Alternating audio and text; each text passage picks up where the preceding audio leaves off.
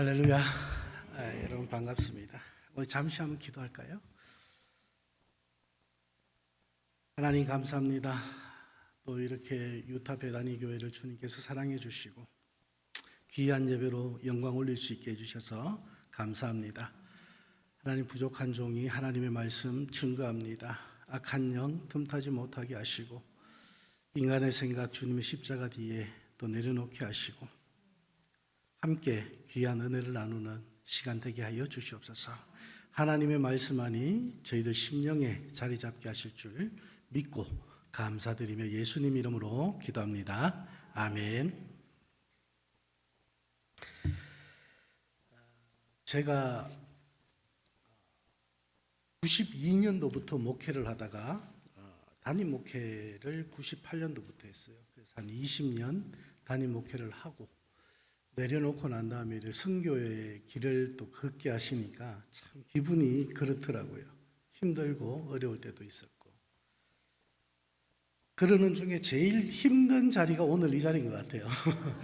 왜냐하면 친구 목사님 교회 와서 설교하는 게 제일 힘들어요. 부담이 돼요, 마음에. 혹시나 누가 되지는 않을까. 우리 김래원 목사님하고 저하고는 미주리에서 같이 목회를 했는데 목사님 교회하고 저희 교회하고 한 1시간 정도 떨어져 있는 곳에서 그렇게 이제 같이 사역을 했습니다. 그런데 7년 반 지나고 7년 반 동안 같이 사역을 하다가 제가 이제 피닉스로 오게 되었습니다. 피닉스로 오게 되고 여러 가지 또 일들이 또 있는데 또 특히 목사님하고 저하고는 생일이 5일 차이예요. 생일이 5일 차이고 또 사모님하고 저희 사모하고 또 둘 동갑이고 그래서 아주 친구처럼 그리고 의지할 게가 없을 때 서로 의지가 되어주는 그런 사이였습니다. 그리고 저는 2008년도에 한국에서 바로 이 교회에 청빙받아서 와서 영어를 전혀 할 줄 몰랐어요. 지금도 영어 못합니다만 전혀 할 줄 모를 때 그때 이제 뭐 영어가 필요할 때는 목사님한테 전화해서 부탁해가지고 목사님이 해결해 주시고 제가 영어 하는 대상은 맥도날드 직원밖에 없었어요. 저는 이제 한인 커뮤니티에 속해 있다 보니까 미국 사람들 만날 일도 별로 없었습니다. 그런 가운데 하나님께서 또 이렇게 여러 방면으로 인도해 주시고 또 함께 동행해 주셨습니다. 그리고 또 이곳에 오고 2년 전에 제가 목사님 이침 예배 때 차경태 목사님 하시면서 우리 김래원 목사님 취임 예배 드릴 때 그리고 안수 집사님 이 안수식 때 공항에서 목사님과 함께 우리 안수 집사님을 제가 뵀거든요. 제 픽업 오셔가지고 그때 뵀던 적이 있습니다. 2년 1개월 만에 제가 이 자리에 다시 오게 됐네요. 그때는 제가 은혜 받고 갔는데 오늘은 또 설교자라 그러니까 또 부담이 됩니다.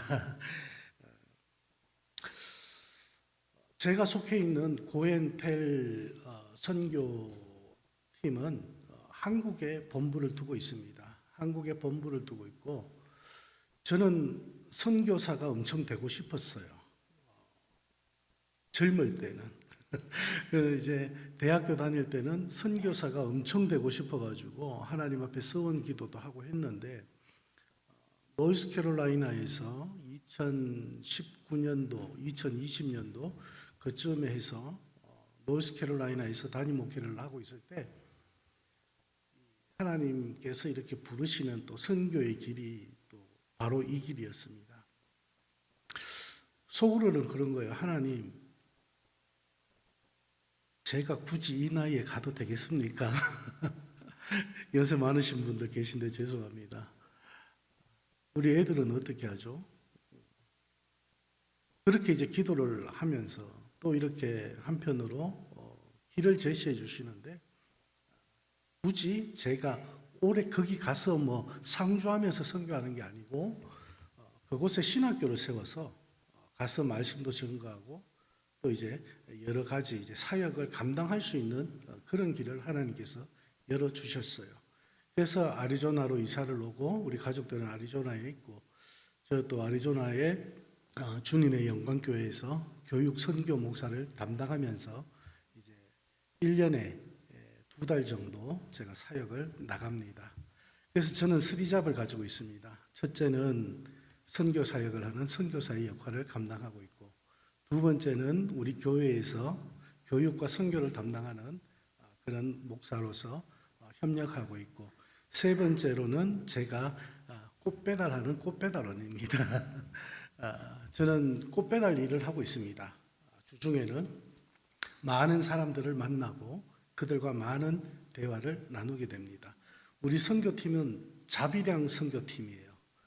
그래서 이 선교팀이 20가정이에요. 그분들이 회비를 내시고 해서 신학교를 세우고 있습니다. 그래서 하노이에 신학교를 한 군데 세웠어요. 아까 베트남 분 계신다 그랬는데 진짜요? 그러면서 이제 안녕하세요라는 인사인데, 우리 그 하노이에 학교를 한 군데를 세웠고 태국에 학교를 또 세웠습니다. 그래서 제가 지난달에 태국에 가서 사역을 하고 왔습니다.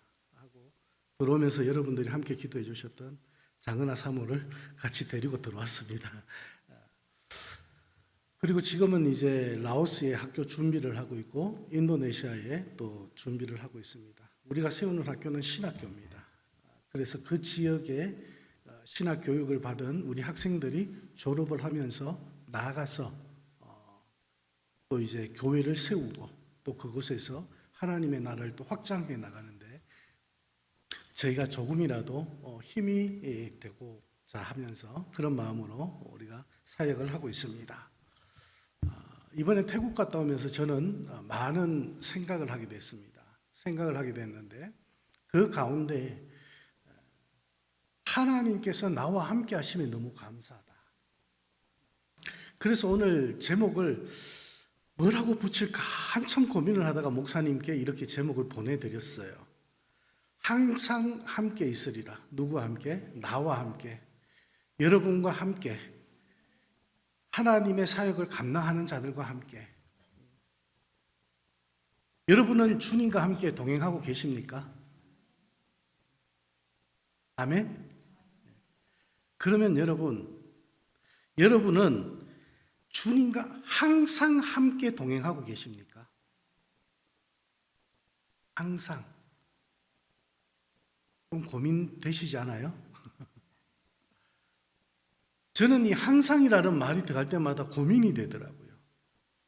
목사님 항상 기도하세요? 목사님은 항상 기뻐하십니까? 설교는 그렇게 하시면서 목사님 항상 기뻐하세요? 저한테 그런 질문을 하신 분이 계셨어요. 참 고민이 되더라고요. 그래서 솔직해야지. 아니요.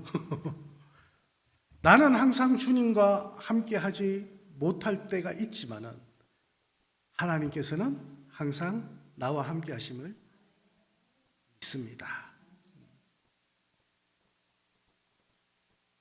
오늘 이 본문 말씀을 보면 그러므로 너희는 가서 모든 민족을 제자로 삼아 아버지와 아들과 성령의 이름으로 침례를 베풀고 내가 너희에게 분부한 모든 것을 가르쳐 지키게 하라. 이렇게 말씀을 하고 있습니다. 저도 노안이 와서 안경을 벗어야 보여요. 제자들에게 오늘 이 본문 말씀에서 명하신 것은 4가지입니다. 그죠? 첫 번째는 가라. 두 번째는 제자 삼으라. 세 번째는 침례를 베풀어라. 네 번째는 가르쳐 지키게 하라.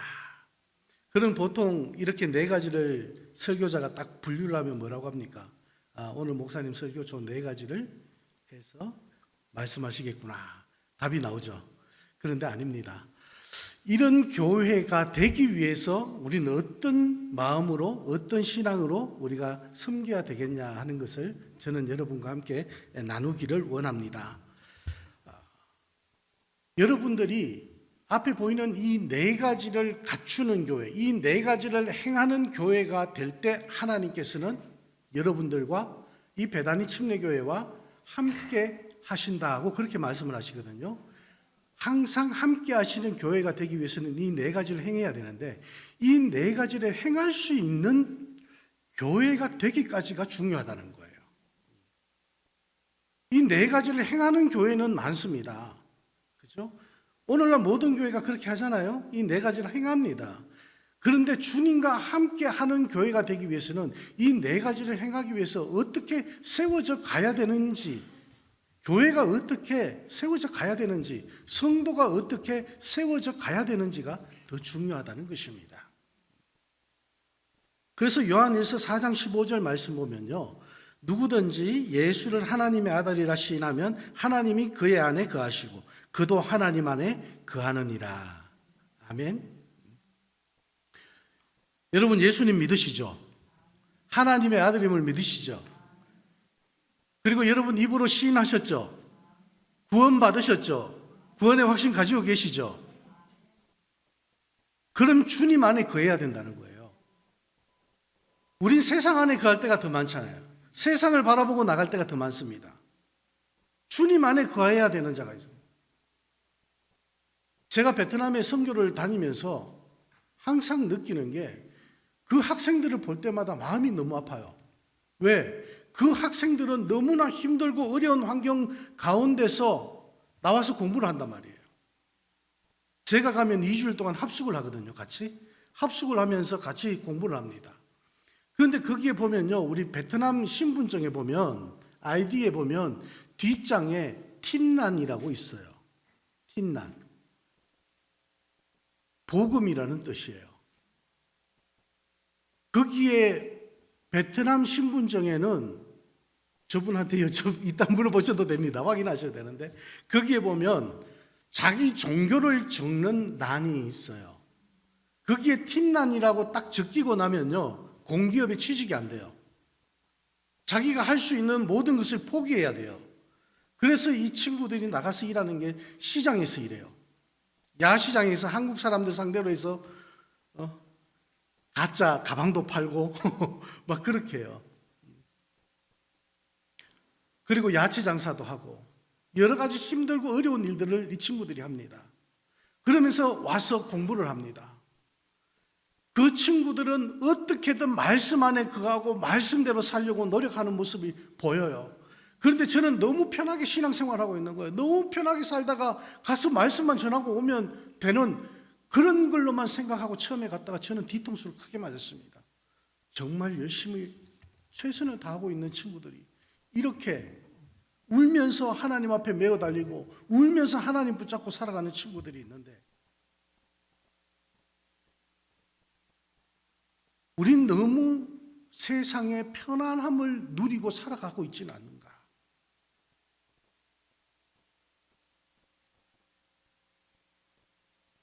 우린 할 말 다 하고 내 하고 싶은 대로 다 하고 살아가고 있는 그런 여건과 환경 속에서 우리는 살아가고 있잖아요. 베트남에서 여기서는 사람이 먼저죠. 그죠? 그런데 베트남에서는 반대입니다. 차가 먼저고 오토바이가 그 다음이고 사람이 나중이에요. 사람이 알아서 비켜가야 돼요. 그래서 차 쳐도 그냥 간다더라고요. 그냥 사람 내비두고 그냥 간다고 그러더라고요. 요즘은 잘 모르겠는데 그만큼 사람의 그런 자리가 좀 낮더라고요. 그런 환경 속에서 생활하는 그 친구들과 우리의 삶을 비교해 볼 때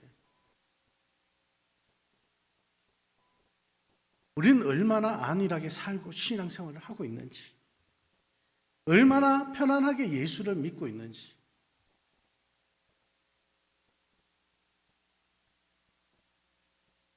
저는 이제 그 친구들을 보면서 그런 생각을 합니다. 하나님께서 이 친구들과는 정말 함께 하시고 이 친구들을 하나님께서 얼마나 사랑하실까 하는 그런 생각을 합니다. 하나님께서 항상 함께 하시는 그런 성도의 삶을 살기 위해서 우리는 어떻게 살아야 될까요? 하나님께서 항상 함께 하시는 그런 교회가 되기 위해서 우리는 어떻게 해야 될까요? 먼저 입술에 아름다운 열매를 맺어야 되는 거예요. 아름답게 표현하면 입술에 아름다운 열매를 맺는 거고요.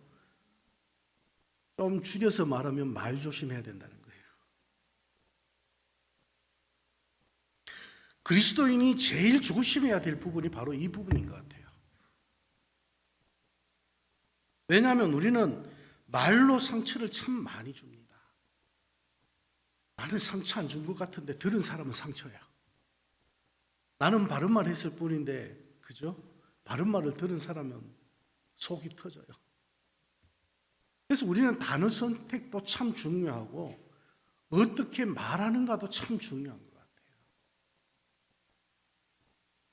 야고보서 3장 6절에서 9절 말씀에 보면은 혀는 곧 불이요 불의의 세계라. 혀는 우리 지체 중에서 온몸을 더럽히고 삶의 수레바퀴를 불사르나니 그 사라는 것이 지옥불에서 나느니라. 여러 종류의 짐승과 새와 벌레와 바다의 생물은 다 사람이 길들일 수 있고 길들여 왔거니와 혀는 능히 길들일 사람이 없나니 쉬지 아니하는 악이요 죽이는 독이 가득한 것이라.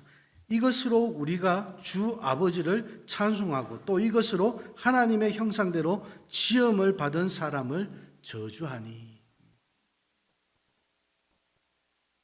여기서 표현된 대로, 기록된 대로 여러분들에게 설명을 드리면 개, 돼지는 길을 들일 수 있지만, 소는 길을 들일 수 있지만 우리의 혀는 길을 들일 수 없다는 거예요. 그러다 보니까 실수를 연발할 수가 있는 것이고, 그러니까 상처를 줄 수가 있는 거예요. 악한 말이 나올 수 있는 것이고. 그래서 야고보서 3장 10절 말씀에 보면 한 입에서 찬송과 저주가 나오는도다. 내 형제들아 이것이 마땅하지 아니하니라. 하나님이 원하시지 않는다는 거예요. 무엇을? 한 입에서 욕도 나오고 하나님도 찬송하고, 오늘 내가 하나님 앞에 예배드리면서 찬송드리고 나가자마자 돌아서서 욕하고, 그러지 말라는 말씀이에요. 저도 욕을 찰지게 잘하던 사람이었습니다. 아주 찰지게 잘했었어요. 제가 고등학교 때까지 좀 놀았거든요. 우리 집에도 잘 모르는데 우리 가족들도 몰라요. 근데 저는 고등학교 때까지, 여러분들은 잘 아시는지 모르겠는데 한국에서 아주 유명한 영화 배우이자 깡패 부인인 이희양 씨, 여러분 아시나요? 그 이희양 씨 남편이 깡패예요. 저는 고등학교 때까지 그 사람 밑에서 똘마니도 지내본 적도 있어요. 저희 아버지가 목사님이시거든요. 그래서 저는 어디 가서 싸우면 안 졌어요. 싸움 잘했어요. 1인자는 못 됐어요. 저보다 잘 싸우는 애가 있긴 있더라고요. 그래서 그 친구가 지금 저희 또래에서 아직까지 깡패 생활을 하고 있어요. 한국에서. 그래서 그 친구가 저에게 전화 옵니다. 목사님, 왜? 나 집사 땄다. 뭐라고? 집사 땄다고. 이해가 안 되셨어요? 교회 나간다는 거예요. 집사 땄대요. 그러니까 집사가 됐다는 말이에요. 야, 집사는 따는 게 아니다. 근데 그 친구가 제일 처음 제가 개척했을 때, 한국에서 개척했을 때 저를 찾아왔어요. 밥 먹자고. 그래가지고 밥을 같이 먹는데 봉투를 하나를 탁 내놓는 거예요. 어디서 본 건 있어가지고. 야, 목사님들은 도서비가 필요하다대. 책이라도 사봐라. 그리고 기도 좀 해주라. 그래서 제가 밥을 얻어먹으러 가서 기도를 해줘야 되는데, 야, 내가 너에게 무슨 기도를 해줘야 되냐? 잘 싸우게 해달라고 기도해줘야 되냐? 아니면은 마음 접고 예수 믿게 해달라고 그렇게 기도해야 되냐? 너 지금 아직 마음 접을 마음이 없잖아. 그러니까 아직까지는 없대. 그런데 교회는 가고 싶다는 거야. 그럼 교회 가게 해달라고 기도할게. 그 외의 기도는 내가 못하겠다. 너 축복해달라는 말은 네가 깡패짓 잘하게 해서 돈 버는 건 그 길밖에 없는데 그 기도는 내가 못 해주겠다. 그러면서 이제 그 친구가 지금 예수를 잘 믿어요. 그러면서 조금씩 지금 청산하고 있더라고요. 확 청산은 안 되는 것 같더라고요. 그러다 보니까 저도 약간 다른 각도로 나갔는데 저도 욕도 잘하고 싸움도 잘했어요. 그런데 이제 욕을 못해요. 잘 못하겠더라고. 안 나오더라고요. 하고 나면 후회하더라고요.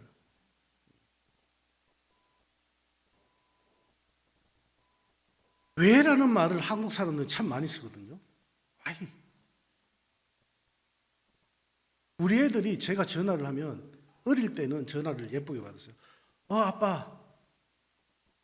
그랬는데 요즘 하나가 우리 희건이하고 동갑이고 막내가 이번에 이제 하이스쿨 올라가거든요. 하이스쿨 올라가는 애는 더 심해, 막내는. 전화하면 왜? 너 오케이. 끊어요. 전화할 때마다 왜? 우리 큰딸도 요즘은 그러더라고. 전화하니까 왜요?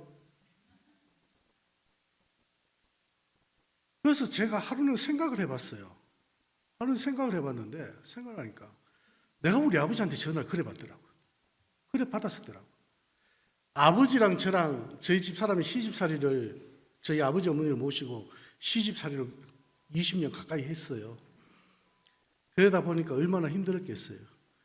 그러니까 저랑 이제 집사람이랑 외식을 하러 나가면 전화가 와가지고 왜 너네끼리만 외식하냐 이런 말을 들으니까 이제 수시로 이제 불안한 거예요. 그러니까 전화 오면은 왜요? 이렇게 되는 거예요. 그러니까 제가 아버지한테 왜요 전화 받았던 걸 우리 애들이 그대로 저한테 하더라고요. 왜요도 아니에요. 왜? 알았어. 딱. 근데 이게 엄청 상처가 되더라고요. 교회에 와서 보면 어떤 집사님이 막 울면서 기도하니까 그 다른 집사님이 저쪽 뒤에서 거든. 저 집사 또 왜 저래? 왜 또라는 말을 우린 참 많이 쓰거든요. 왜 또 저래? 왜 그래? 그 말보다 우리에게 필요한 건 목사님 괜찮아요? 목사님 무슨 힘든 일이 있으세요? 다 잘 될 거예요.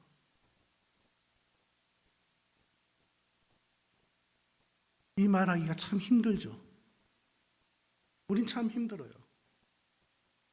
왜라고 따지기를 좋아했지 괜찮냐고 물어보는 것은 참 힘든 것 같아요.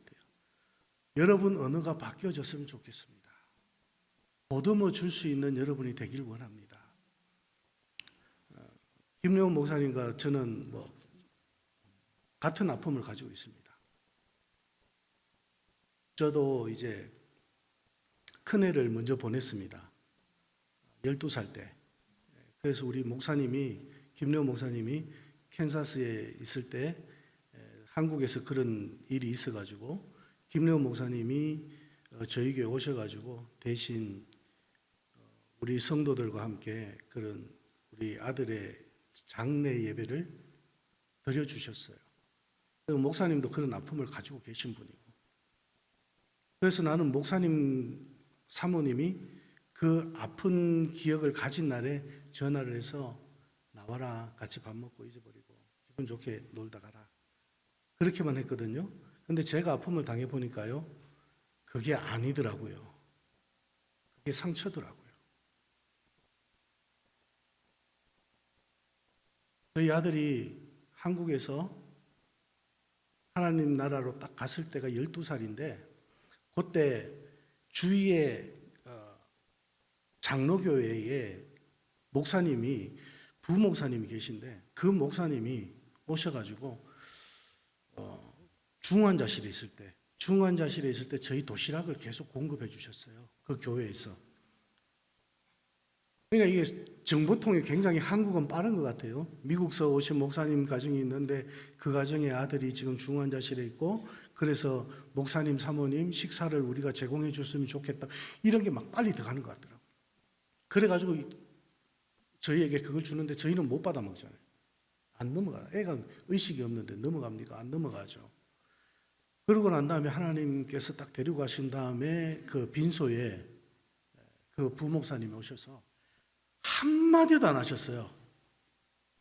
2시간, 3시간을 같이 앉아 있었어요. 우리 동기들하고 한 120명 정도 왔었어요. 목사님들이 토요일 밤에 그래가지고 주일날 저녁에 막 모든 사역들이 끝나고 전국에서 모였는데 80명에서 한 120명 정도 왔다 그러더라고요. 그런데 전부 기억이 안 나요. 그런데 그 목사님은 기억이 나요. 2시간 반 동안, 한 2시간 반, 3시간 앉아 있다가 목사님 저 갈게요. 그러고 가셨어요. 그리고 밤 12시 돼가지고 다시 오셨어요. 다시 오셔가지고 같이 앉아 있다가 눈물을 조금 이래 훔치시더니 목사님 저 내일 장례 예배는 참석 못할 것 같아요. 갈게요. 딱 안아주시고 가셨어요. 나중 되니까 그게 위로더라고요. 그게. 우린 말로 위로하려고 하고 어떻게든 그 사람 기분을 맞춰주려고 하는데 기분 맞춰주는 게 아니고 아무 말 안 하고 꼭 안아주고 그 마음을 함께 내가 그만큼까지 느끼지를 못하지만 어느 정도는 내가 이해할 수 있겠다. 그 마음의 표현은 그냥 안아주는 거예요. 세상적인 어떤 말, 성경 말씀도 안 들어와요. 그분들에게는. 안아주세요. 말보다 더 큰 위로가 됩니다. 저는 여러분들이 아픔을 함께 나눌 수 있는 교회가 되어지기를 원합니다. 기쁨은 누구나 나눌 수 있습니다. 아픔은 나누기가 힘듭니다. 내 아픔을 솔직히 나눌 수 있는 교회가 돼야 돼요. 그걸 끝까지 엉어리지게 가지고 있다 보면 자신뿐만 아니라 교회까지 엉어리가 생겨요. 그걸 다 풀어줄 수 있어요. 그래서 여러분 교회는 그렇게 함께 안아줄 수 있는 말보다 따뜻한 마음을 함께 할 수 있는 그런 교회가 되어지기를 주님의 이름으로 축원합니다. 그래서 두 번째가 같은 마음을 가질 수 있기를 바란다는 거예요. 빌립보서 2장 2절 말씀에 보면 마음을 같이하여 같은 사랑을 가지고 뜻을 합하며 한 마음을 품으라고 말씀을 하고 있습니다. 그런데 2장 1절 말씀에 보면요, 그러므로 그리스도 안에 무슨 권면이나 사랑의 무슨 위로나 성령의 무슨 교제나 긍휼이나 자비가 있거든. 영어로 if가 4번이 나옵니다. 그러니까 4가지의 조건문이에요. 그 4가지의 조건문이 바로 if you have any encouragement from being united with Christ. 당신이 그리스도와 연합됨으로 오는 어떤 격려를 가지고 있다면 if any comfort from His love. 당신이 그리스도의 사랑으로부터 어떤 위로를 받고 있다면 세 번째가 if any fellowship with the Spirit. 당신이 성령님과 교제하면서 온갖 신령한 은혜를 내가 지금 공급받고 있다면 네 번째 if any tenderness and compassion. 그리스도 안에서 형제 자매들에 대해서 긍휼과 자비의 마음을 갖고 있다면 이 4가지, 첫 번째가 뭐라고요? 당신이 그리스도와 연합됨으로 오는 어떤 격려를 가지고 있다면, 그리고 당신이 그리스도의 사랑으로부터 어떤 위로를 내가 받고 있다면, 성령님과 교제하며 온갖 신령한 은혜를 공급받고 있다면, 그리스도 안에서 형제 자매들에 대해서 긍휼과 자비의 마음을 갖고 있다면 2장 2절에서 마음을 같이하여 같은 사랑을 가지고 뜻을 합하여 한 마음을 품으라고 이렇게 말씀하고 있는 거예요. 여러분, 예수 안에서 위로받고 계십니까? 성령님으로부터 은혜를 공급받고 계십니까? 별로 못 받으신 것 같아요.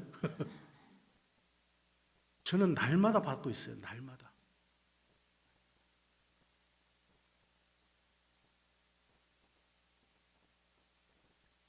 이 교회가 여러분들이 그런 하나님의 은혜를 공급받고 있다면, 하나님의 위로를 받고 있다면 여러분들이 이제 한 마음을 가지셔야 돼요. 한 뜻을 가져야 돼요. 바울은 이 빌립보 교회에서 모든 것이 감사했습니다. 이 4가지를 다 가지고 있거든요. 그런데 바울이 근심이 되고 걱정이 되는 한 가지가 이 4가지를 가지고 있음에도 불구하고 한 마음이 되지 못하고 있는 이 교회에 대해서 너무나 마음이 아팠다라는 거예요. 사람의 입장인 바울의 눈으로 봤을 때도 한 마음이 되지 못하는, 한 뜻을 품지 못하는 이 빌립보 교회를 보면서 마음이 아프고 걱정이 되는데, 만약 우리가 한 마음을 가지지 못하고 한 뜻을 품지 못한다면 하나님께서 보시기에, 이 베다니 교회를 보시기에 얼마나 마음이 아프시겠습니까? 그렇다면 하나님의 마음을 기쁘게 해드릴 수 있고 우리 주님의 마음을 기쁘시게 해드릴 수 있다면 우리는 한 마음을 품을 수 있는 겁니다. 조금 전에 우리 집사님 기도하시면서 겸손한 자리에 앉게 하시고, 겸손하게 말씀 듣게 하시고, 겸손하게 우리가 함께 그 기도에 아멘 했으면 그 겸손한 마음으로 나가야 되는 거예요. 그렇게 말씀을 받으셔야 되는 거예요. 제가 이렇게 책을 읽다 보니까 어떤 글에 이것이 있더라고요. 진짜 친구는 어려울 때 이해해 주는 것이 진짜 친구다. 영어로 이해라는 단어는 understand다. 그런데 그 말에는 stand라는 말이 있다. 진짜 친구는 내가 어려움을 당했을 때도 그 자리에 서 있어 주는 친구고, 내가 힘들어 넘어졌을 때도 그 자리에 서 있는 것이 진짜 친구다. 그리고 그 진짜 친구는 내가 넘어져서 다시 일어났을 때 내 손을 잡고 함께 걸어가 줄 수 있는 그 친구가 진짜 친구다. 그 친구와는 아무리 먼 길도 함께 갈 수 있다. 여러분, 그런 친구들, 진짜 친구들 한 분씩 가지고 계시죠? 예수님이 진짜 그런 친구예요. 여러분이 넘어지셔도, 여러분이 힘들어도 그 자리에 기다려 계시고, 여러분들이 일어서라고 함께 응원해 주시는 분이 바로 예수님이에요. 그 주님과 함께 여러분들이 동행할 수 있기를 원합니다. 그 주님께 모든 것을 맡길 수 있기를 원합니다. 그래서 그 주님께 우리는 모든 것을 맡기면서 순종하는 마음을 가져야 되는 거예요. 주님의 말씀을 지키면서 그 말씀을 지키기 위해 순종하는 것. 요한복음 14장 23절에도 그렇게 말씀하고, 누가복음 11장 28절 말씀에도 예수께서 이르시되 오히려 하나님의 말씀을 듣고 지키는 자가 복이 있느니라. 하나님의 말씀을 듣고 지키는 자. 영어 성경에는 obey라고 순종이라는 단어로 표현이 되어 있습니다. 여러분들이 말씀을 듣고, 김래원 목사님 일주일에 계속 이렇게 말씀, 새벽 예배 그리고 주일 말씀 계속해서 집회 때마다 여러분들에게 말씀을 주실 때 그 말씀을 듣고 순종하는 자라야 복을 누릴 수 있다는 거예요.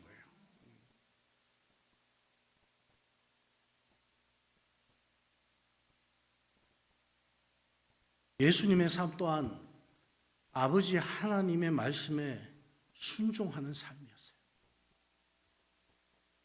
예수님 왜 오셨나요? 하나님 아버지의 뜻을 이루기 위해 오셨어요. 그 뜻이 뭡니까? 저와 여러분을, 온 인류를 구원하시는 것이었어요.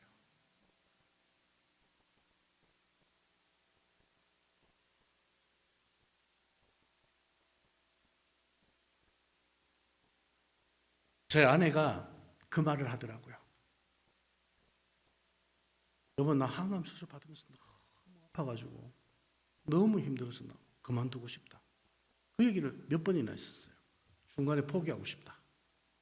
그 말을 많이 했어요. 그러면서 그렇게 포기하고 싶다 그런 얘기들을 참 많이 했는데, 그 와중에 저한테 하는 말이, 여보, 나는 이것도 이렇게 아픈데 우리는 그냥 예수님 십자가에 못 박히셨어. 허리에 창 짜고 머리에 가시 면류관. 얼마나 아프셨을까?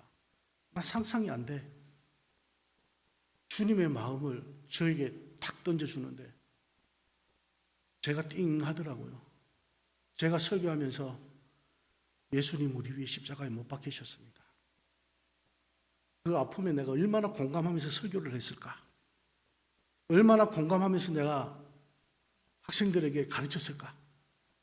복음을 들고 나가서 내가 얼마나 그 예수님의 심정에 공감하면서 복음을 전했을까? 그 죽음을 맞이하는 자식을 바라보시는 하나님 아버지의 마음에 얼마나 내가 공감하면서 이 말씀을 들고 나갔을까? 그리고 나는 이 말씀을 얼마나 붙잡고 신앙생활을 하고 있었는가? 나는 얼마나 이 예수님의 아픔을 공감하면서 신앙생활을 하고 있는가? 나에게 주어진 사역을 어떻게 하고 있는가?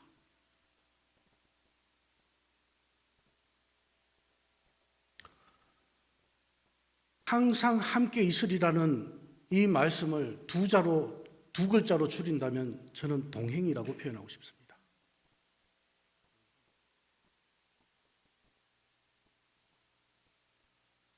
하나님과의 동행하는 삶에는, 하나님과 함께하는 삶에는 하나님의 인도하심이 있습니다. 앞으로 여러분들이 살아갈 그 길을 인도하시는 하나님이 있습니다. 그런데 저는 하나님의 인도하심이라고 표현하기보다 저는 하나님의 이끄심이라는 단어를 참 좋아합니다. 하나님께서 나를 이끌어 가시는 그 삶에 나는 그냥 순종하겠습니다. 하나님께서 이끄시는 삶에 나는 순종하면서 나에게 맡겨주신 사역을 감당할 수 있도록 하나님 함께 해주세요. 여러분들이 이 자리에 있는 건 하나님의 계획하심이라는 거예요. 제가 어떻게 영어도 할 줄 모르는 제가 어떻게 미국까지 왔으며 한국에서 그렇게 선교사로 나가고 싶어 할 때 선교사로 나가지 못하고 이 미국 땅에서 오히려 한국을 거쳐서 동남아시아로 선교를 가게 하시며 하나님의 뜻은 우리가 알 수가 없는 거예요. 제가 너무 힘들고 가정이 힘들고 제가 짧게 간증을 하나만 하고 마치도록 할게요. 저희 아내가 그렇게 해가지고 계속 한국에 왔다 갔다 하면서 치료를 받다가 우린 티켓팅을 못해요. 미리 사놓을 수가 없어요.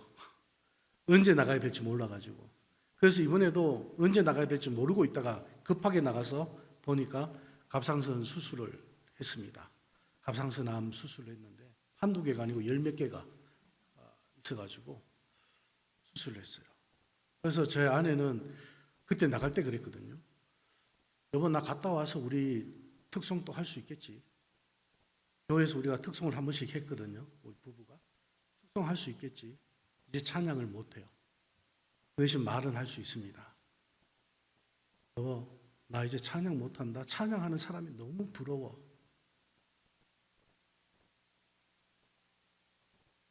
여러분, 찬양할 수 있는 목을 주심에 감사하세요.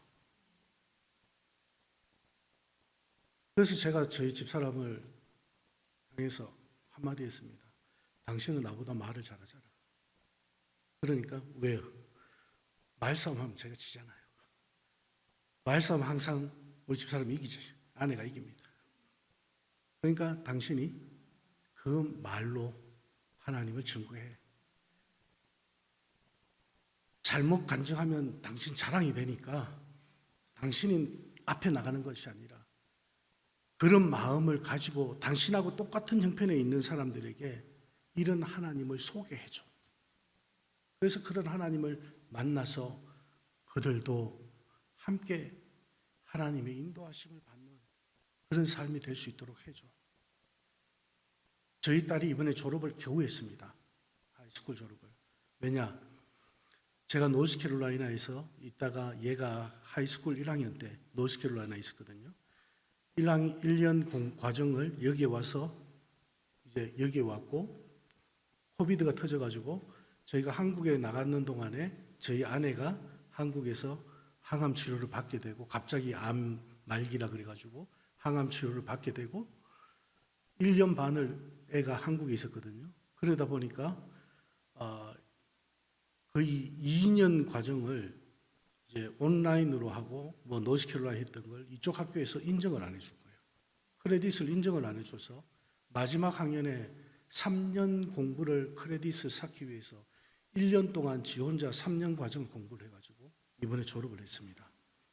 그런데 얘가 저희 엄마가 저랑 같이 일하면서 같이 돈을 벌고 했으니까 나 선교 가고 또 집사람 버는 돈은 이제 생활비하고 그렇게 했던 걸 지가 아니까 지가 아르바이트를 하면서 3년 과정 공부를 했어요. 1년 동안에. 그러면서 이번에 졸업을 했어요. 그러니까 그 모든 과정들 가운데 있으면서 저는 너무 힘들어가지고 하나님 왜 저에게 이런 시련을 주시고 왜 이렇게 이런 자리에 세우셨습니까? 하나님 저 너무 아파요. 너무 힘들어요. 그런데 어느 날 제가 꽃배달 한다고 했잖아요. 꽃배달을 갔는데 아무리 문을 두드려도 사람 인기척은 있는데 나오지를 않아요. 그래서 그냥 문 앞에 두고 이렇게 돌아서서 나오는데 한 청년이 문을 열었어요. 한 청년이 문을 열고는 미안하다고 자기가 앞을 못 본다고 그래서 좀 늦었다고. 저는 돌아서면서 그랬거든요. 안에 있으면서 왜 안 나와? 그러면서 돌아섰는데 그 친구가 그렇게 문을 열고 얘기를 하는 거예요. 그래서 제가 그 친구 손을 잡고 괜찮다. 내가 더 미안하다. 너 안 나와서 내가 좀 안 좋은 말 했다. 위에 거 작은 박스는 치즈바이트고 밑에 건 딥핑크 스트로베리다. 그러니까 너가 먹어. 그러면서 손에 지켜줬어요. 그 친구가 너무 고맙대요. 왜? 네가 기다려줘서 고맙고 그리고 이때까지 내가 받은 물건 중에 뭐가 뭔지 몰라서 못 뜯어 먹어본 게 너무 많았다. 설명해줘서 고맙다. 그리고 딱 돌아와서 저는 유튜브에 항상 찬양을 틀고 다니거든요. 탁 앉아가지고 하나님 너무 힘드네요. 제 친구에게 너무 미안하네요. 그런데 유튜브에서 이런 찬양이 나오더라고요. 여러분들도 잘 아시는 찬양일 텐데 하나님의 부르심에는 후회하심이 없네. 내가 이 자리에 선 것도 주의 부르심이라. 하나님의 부르심에는 결코 실수가 없네. 나를 부르신 하나님의 신실하심을 믿네. 작은 나를 부르신 뜻을 나는 알 수 없지만 오직 감사와 순종으로 주의 길을 가리라.